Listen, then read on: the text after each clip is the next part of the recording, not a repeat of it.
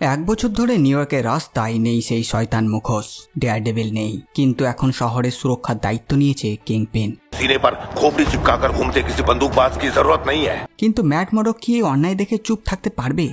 ना मकड़ी जैसी कॉस्ट्यूम पहनकर घूमते जोकर की, নাকি আবার ফিরে আসবে নিউ ইয়র্কের রক্ষাকর্তা?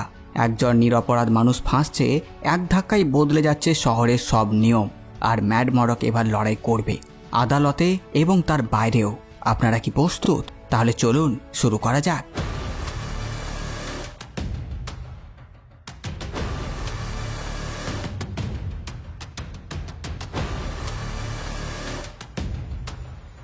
ম্যাট মরডক হেক্টর আইলার সাথে দেখা করতে তার সেলে যায়।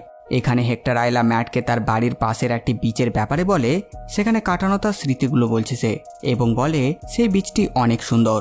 এইসব শুনে ম্যাট তাকে কথা দেয় যে সে হেক্টরকে খুব তাড়াতাড়ি এখান থেকে মুক্ত করবে এবং হেক্টর তার পরিবারের সঙ্গে আবারও থাকতে পারবে। অপরদিকে একটি বন্দরে দুই গ্যাংয়ের মেম্বারদের মধ্যে একটু ঝামেলা হয়, যেখানে একজন অন্য গ্যাংয়ের দুইজনকে হত্যা করে তাদের ট্রাক নিয়ে নেয়। পরের দিন এই মার্ডারের ব্যাপারে বিবি রিপোর্ট চ্যানেলে দেখানো হয় যে এই ব্যাপারে সাধারণ মানুষদের মতামত কি। ওদিকে উইলসন ফিস্কার ভেনেসা ব্রেকফাস্ট করে। এই যে হত্যাটা হয়েছে এর ফলে 5 ফ্যামিলির মধ্যে উত্তেজনা বাড়তে শুরু হয়েছে, যা শেষ পর্যন্ত পুরোপুরি এক গ্যাং ওয়ারের রূপ নিয়ে নিয়েছে। ভেনেসার ফিস্ক একটি পেন্টিং এর নিলাম নিয়ে কথা বলছিল, তখন সিলা রিভেরা ভেতরে এসে ফিস্ককে বন্দরে ঘটে যাওয়া ঘটনার কথা জানায়। ভেনেসা বলে যে 5 ফ্যামিলি একে অপরের বিরুদ্ধে লড়াই চালিয়ে যাচ্ছে, কারণ তাদের মধ্যে কেউই শৃঙ্খলা বজায় রাখতে চাইছে না। কিন্তু এই শুনে ফিস্ক একটু বিচলিত হয় না এবং সে চায় তারা সবাই একে অপরকে শেষ করে দিক। কিন্তু ভেনেসা সতর্ক করে দেয় যে এমন হলে ওদের একে অপরকে মেরে ফেলার পর যে শেষ পর্যন্ত বেঁচে থাকবে সেই ফিস্ককে পরবর্তী টার্গেট করবে, কিন্তু এতে ফিস্কের কিছু এসে যায় না। অপরদিকে ম্যাট সে পুলিশ দুজনকে মারার পর ওয়াশরুমে হাতে জল দেয়, তার ক্ষত মোছার চেষ্টা করে। তখন সেখানে অফিসার পাওয়েল এসে উপস্থিত হয়, আর সে তাকে হুমকি দেয় যে পুলিশের তদন্তে হস্তক্ষেপ করার জন্য জর্জ ম্যাটকে এই কেস থেকে বের করে দিতে পারে। যার উত্তরে ম্যাট তাকে বলে যে সাক্ষীকে ভয় দেখানো এক গুরুতর অপরাধ, আর তাকে এর জন্য কি সাজা হতে পারে সেটার ব্যাপারে বলে। ফলে পাওয়েল পিছু হটতে বাধ্য হয়।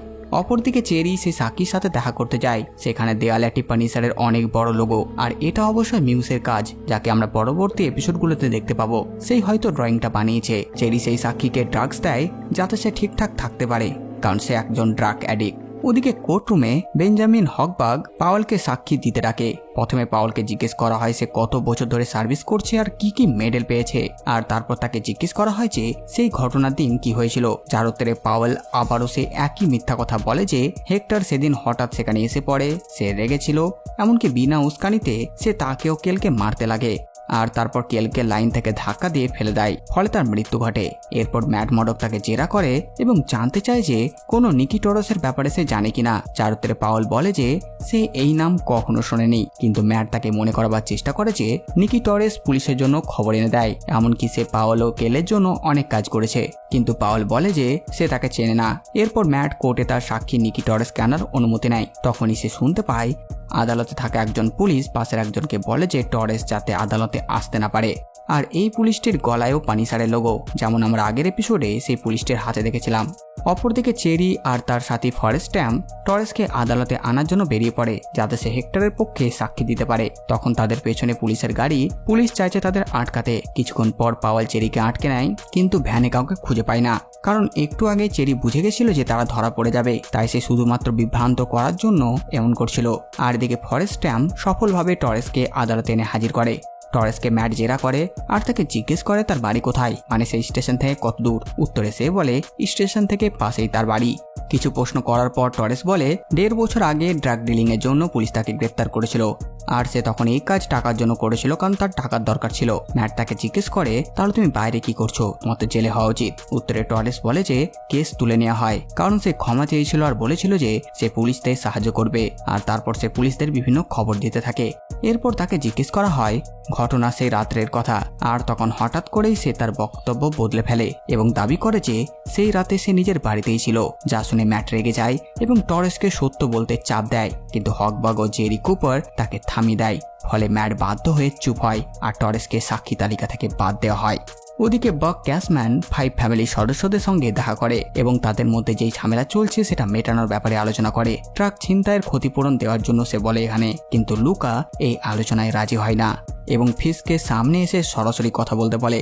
ক্যাশম্যান জবাবে বলে যে সে শুধু মেয়রের সহকারী হিসেবে নয় বরং সরাসরি ফিস্কের হয়ে কাজ করে। ওদিকে ফিস্ক ও ভেনেসা আবারও থেরাপি সেশনে গেছে। হেদার এখনো আসেনি, তাই ফিস্ক ভেনেসার কাছে জানতে চায় কেন সে ক্যাশম্যানকে পাঠিয়েছে 5 ফ্যামিলির সাথে কথা বলতে। ভেনেসা চায় যাতে সব শান্তিতে চলুক, যা শুনে ফিস্ক বলে যে তুমি যে শান্তি বজায় রাখার চেষ্টা করছো সেটা ঠিক আছে, তবে শৃঙ্খলা তৈরি করতে মাঝে মাঝে বিশৃঙ্খলা দরকার। কিন্তু ভ্যানেসা মনে করে যে ফিস্ক তার অতীতের সম্পর্কের জন্য তাকে শাস্তি দিতে চাইছে। ওদিকে অফিসে ম্যাট, ক্রিশ্চিয়ান ম্যাকডাফি ও চেরির সঙ্গে টরেসের আচরণ নিয়ে কথা বলে। চেরি মনে করে যে নিউ ইয়র্ক পুলিশ তাকে কোনোভাবে চাপে ফেলেছে বা ভয় দেখিয়েছে, তাই সে মিথ্যা বলেছে। এদিকে ম্যাকডাফি চিন্তা করে যে তারা আর কি ব্যবহার করতে পারে যাতে তারা জিতে যায়। তারা কিছু রিপোর্টের ব্যাপারে কথা বলে যে টরেস যদি পুলিশের সাথে কাজ করেছে তাহলে পেমেন্টের রসিদ বা কিছু থাকার কথা, কিন্তু সে জানতে পারে পাওয়েল তাকে সব নগদ ক্যাশ দিয়ে পেমেন্ট করত আর কোনো হিসেব রাখত না, তাই এটা সম্ভব নয়। শেষ পর্যন্ত ম্যাট বলে যে তাদের কাছে এখন একটাই রাস্তা হলো হেক্টরকে নিজে দাঁড়িয়ে সাক্ষী দিতে হবে, আর যদি তার কথা বিচারকদের প্রভাবিত করতে পারে তবেই আমরা জিততে পারবো। এরপর আদালতে ম্যাট হেক্টরকে জিজ্ঞেস করে সে ওই স্টেশনে কি করতে গেছিল বা সপ্তাহে কতবার যায় সে সেখানে। উত্তরে হেক্টর বলে সপ্তাহে একদিন সে ওখানে যায়, কারণ ওই স্টেশনের পাশেই তার বাড়ি যেটা সে কিনেছে, আর সেই বাড়িতেই সে ফুল রাখতে যাচ্ছিল যাতে পরের দিন সে তার স্ত্রীকে সেখানে নিয়ে যেতে পারে আর সারপ্রাইজ দিতে পারে। এরপর হেক্টরকে জিজ্ঞেস করা হয় তারপর কি হয়, তখন সে বলে 2 জন ব্যক্তি একজনকে মারছিল আর তাকে সেই দিনের পর আমি আজকে দেখলাম আর জানলাম তার নাম টরেস, আর তাই আমি তার সাহায্য করতে গেছিলাম। সেই 2 ব্যক্তি যে পুলিশ সেটা আমার জানা ছিল না। আমার সাথে মারপিট করতে করতে একজন পা ফসকে লাইনে পড়ে যায় আর তখন অপরজন আমাকে বলে যে সে পুলিশ। ম্যাট তাকে বলে যে কেন বাঁচাতে গেছিলে, তাকে দরকার ছিল না, তাকে ছেড়ে তুমি নিজের কাজে যেতে পারতে। আর তারপর ম্যাট বলে যে অন্যকে বাঁচানোর জন্য নিজের প্রাণকে বিপদে ফেলা এটা প্রথমবার তুমি করছো না, এর আগেও এমন হয়েছে। আর তারপর সে সবার সামনে বলে দেয় যে সবাইকে এই জন্যই আপনি বাঁচান কারণ আপনি একজন হিরো। আর তাকে জিজ্ঞেস করে তার মাস্ক বের করে যে আপনি কি হোয়াইট টাইগার নামক ভিজিল্যান্টি, যা শোনার পর জর্জ কুপার বিচার স্থগিত করে আর ম্যাট ও হকবাগকে তার চেম্বারে ডেকে পাঠায়। সে ম্যাটকে বকে আর বলে এর আগে তুমি আমাকে রাজি করিয়েছিলে যে হেক্টরের ভিজিল্যান্টির কার্যকলাপ আদালতে তোলা যাবে না। যার উত্তরে ম্যাট বলে যে তার কাছে আর কোনো রাস্তা ছিল না, তারা সাক্ষীকে ভয় দেখিয়ে মিথ্যা বলানো করেছে আর তাই আর কোনো উপায় না থাকে আমি এমন করেছি। হেক্টরের হোয়াইট টাইগার হওয়াটাই তার ভালো চরিত্রের প্রমাণ। কুপার বিচার কার্যক্রম চালিয়ে যেতে বাধ্য হয়। তখন হকবাগ ম্যাটকে বলে যে সে আজকের এই ঘটনা সহজে ভুলবে না। এরপর হেক্টর ম্যাটের সাথে কথা বলে আর তাকে বলে যে সবার সামনে বলার আগে একটিবার আমাকে জিজ্ঞেস করা উচিত ছিল, কারণ হোয়াইট টাইগারের পরিচয় প্রকাশ করার অধিকার তোমার ছিল না। ম্যাট স্বীকার করে আর বলে যে এটাই একমাত্র উপায় ছিল বন্ধু তোমাকে কারাগার থেকে বাঁচানোর জন্য, তবে বিচারে জিতে গেলে তুমি আর কখনোই ভিজিল্যান্টি হতে পারবে না। হেক্টর জবাব দেয় যে হোয়াইট টাইগার হওয়া শুধু একটি স্যুট পরার চেয়েও বেশি কিছু। হেক্টরের পরিচয় প্রকাশ হয়ে যাওয়ার পর ম্যাট ও ম্যাকডাফি বিভিন্ন সাধারণ জনগণ এমনকি কিছু পুলিশ অফিসারের সাক্ষী উপস্থাপনা করে যারা একসময় হোয়াইট টাইগারের সাহায্য পেয়েছিল। হকবাগ বিচারককে বোঝানোর চেষ্টা করে যে হেক্টর ভালো কিছু করলেও তা পুলিশের হত্যার দায় থেকে তাকে মুক্তি দিতে পারবে না। শেষ পর্যন্ত জুরি রায় ঘোষণা করে হেক্টর সব অভিযোগ থেকে মুক্ত আর তারা কেস জিতে যায়। হেক্টর আর ম্যাট খুব খুশি। হেক্টরের স্ত্রীও সেখানে ছিল, সেও খুশি তার স্বামী নির্দোষ প্রমাণ হয়েছে। এই খবর এখন টিভিতে, যা দেখে ফিস্ক রেগে যায় আর সে ড্যানিয়েলকে তার বন্ধু বিবির জন্য বলে তাকে ডাকতে, কারণ সে তার সঙ্গে কথা বলবে। অপরদিকে ম্যাট হেদার গ্লেনকে তার বাড়িতে আমন্ত্রণ করে আর সে রান্না করছে এবং সে হেদারকে জানায় যে সেও তার বন্ধু ফগি তাদের জেতা কেসগুলোর পর সবসময় হুইস্কির বোতল সংরক্ষণ করত, মনে করে দেওয়ার জন্য যে কখনো কখনো বিচার ব্যবস্থা সঠিকভাবে কাজ করে। ওদিকে ফিস্ক বিবিকে বলে যে সে হেক্টরকে নির্দোষ প্রমাণ করা আর তাকে ছেড়ে দেওয়াকে বিচার ব্যবস্থার ব্যর্থতা বলে মনে করে। বিবি জানায় যে এটি বিচারক ও জুরি সম্মিলিত সিদ্ধান্ত ছিল, কিন্তু ফিস্ক যুক্তি দেখায় যে সে ভালো করে জানে যে বিচার ব্যবস্থা ত্রুটিপূর্ণ আর ভিজিল্যান্টিরা এমন এক হুমকি যা সে মেয়র হিসেবে একেবারে সহ্য করবে না। ওদিকে হেক্টর আয়লা হোয়াইট টাইগারের স্যুট পরে রাস্তায় বেরিয়ে পড়ে মানুষদের সাহায্য করতে, কিন্তু হঠাৎ একজন হেক্টরের মাথায় গুলি করে তাকে সেখানেই হত্যা করে পালিয়ে যায়। সেই ব্যক্তির বুকে পানিসারের লোগোওয়ালা টি শার্ট, কিন্তু এ পানিসার নয় বরঞ্চ সেই পুলিশগুলোর মধ্যে কেউ যে এই লোগো ব্যবহার করে এই সমস্ত কাজ করছে। তাহলে কি হোয়াইট টাইগার মারা গেছে? হ্যাঁ বন্ধুরা, কারণ হেক্টর আয়লার রোল প্লে করা অ্যাক্টর কামার ডে লস রিয়াস ক্যান্সারে আক্রান্ত হয়ে গত 2023 সালের ডিসেম্বর মাসে মারা যান। মানে তিনি এখন আর আমাদের মধ্যে নেই, তাই তার জন্য এটা একটা পারফেক্ট এন্ডিং।